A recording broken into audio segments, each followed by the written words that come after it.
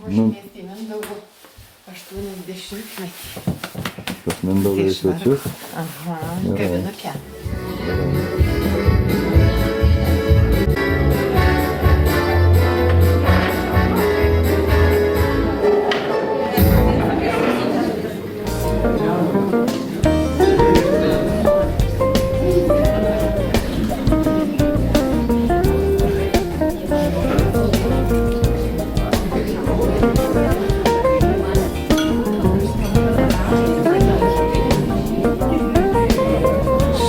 Susirinko į Sirijus Unguraičių rinktinė. Komanda visa tai mano didelė. Aš nebandžiau skaičiuoti, bet koks 100 000 ar 3 tai būtų tikrai. Bet aš negaliu visus sutalpinti. Tai už tai aš pakviečiau jūs čia, kurie susirinko. Šitą įvykis mano gyvenime pirmas kartas, aš dar nei karto 80 neturėjau. Tai neturiu patyrimo, neužsigaukit, jeigu aš ką nors su gimtadieniu, sakome tau, linkime tau, namų gretų.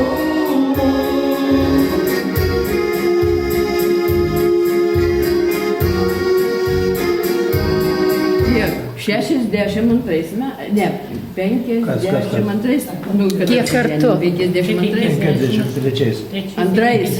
Antrais aš atvažiavau į Sirijus. Nu, gerai.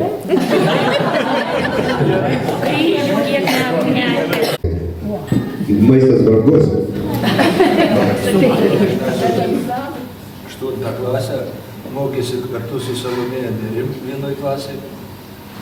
Atvažiavo į Kauną studijuoti. Ir štai, kaip sakyt, susitiko kitą studentą iš Biržų, matot, tokį čia šuoliai. Ir rezultatas aš.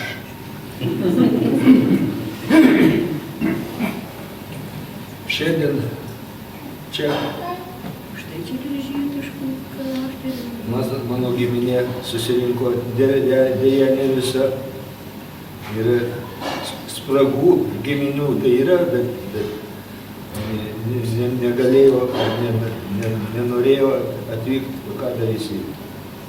Gyvensim kaip gyvenimas. O tikrai, kai pagalvoju, mano giminė, nežinau, gal kiti visą gyvenimą gyveno vienam miestelį arba vienam kaime.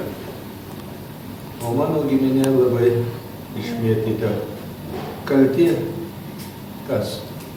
Karai, karo laikai. Motina mano palaidota Venesueloje. Venesuelos sostinė Karakasai ir aš negaliu nuvažiuoti į jos kapą. Tai kalbama būdu. Labai vienu žodžiu malonu, turiu kaimynų ir kaimynė ir žmonelė labai puikiai. Jei kada nenubėgo, tai oi kaimynėlė, kodėl tu pas mane neteinėjai, už tavęs pasitikėjau, aš tavęs laukiu. Labai mano geri kaimynai. Negaliu pasakyti, kad tik tai Unguraičiai geri kaimynai. Mes dabar apie jo šnekam, apie kitas baigės. Pas Lazdijus, tai tėvai, ir paprašėm tėvų, kad surogė mus nuvežtų į Lazdijus. Nuveža vienas rogės, jau nuveža, mes jau nuvažiuojam artistų kompaniją, o iki sakau, beveik išėjom iš mokyklos, beveik abu vienu laiku. O kaimynais tapom nuo 66 metų. Tai taip va ir kaimynai, ir kolegos. Taip, kad tikrai apie mokytoją visi ir mokiniai labai gerai atsiliepia. Aš irgi, kai buvęs mokinys, labai gerai atsiliepiu. Laukdavom tiesiog pasišnekėti su mokytojais, visokių ten naujienų žinodavo, nežinai, iš kur net jos tas naujienas įrima. Labai tikrai buvo malonu bendrauti. Tai vat aš ir linkiu mokytojai sveikatos, o jeigu bus sveikatos, tai tada bus ir visko svarbiausia, kad būtų žmogui sveikatos. Linkiu Jums, mokytojau, kad dar tokioje aplinkoje susitiktume, kai būtų 100-metis.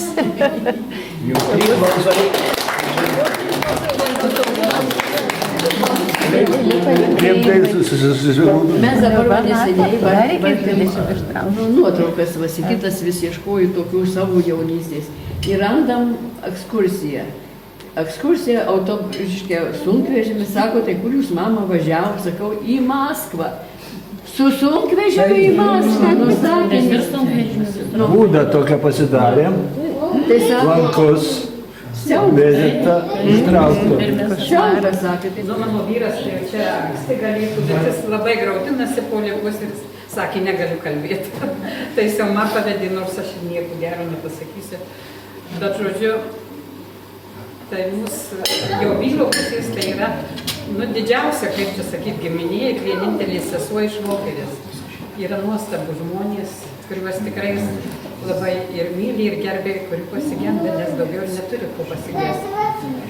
Nu, žodžiu, Mindaugas, tai kai atvažiuodavau pas mus į Stankiai Suvalkiją, atvažiuodavau žaisti Vilkaviškį ir šachmatais, tai jis pas mus nakodavo. Bet jo ta kalba, tas pasakojimas apie viską, nu tiesiog aš kiekvienam pasakydavau, sakau, tikrai toks bendravimas, tai yra nuostabus. Tiesiog ta jo kalba, tas...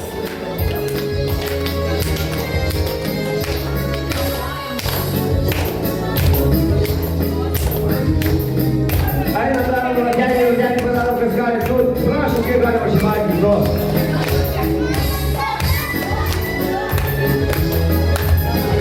Prašom, kyla visi, paskui toliau visi važiuosim.